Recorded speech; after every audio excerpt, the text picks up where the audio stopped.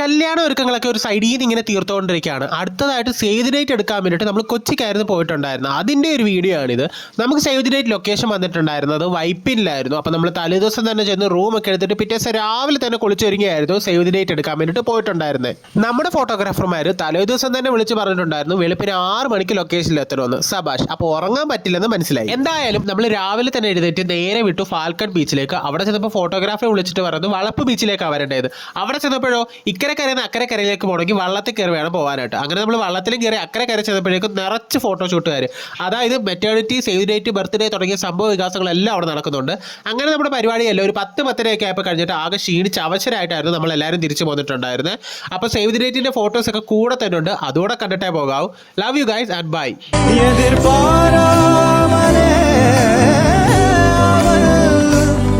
എതിർപ്പാ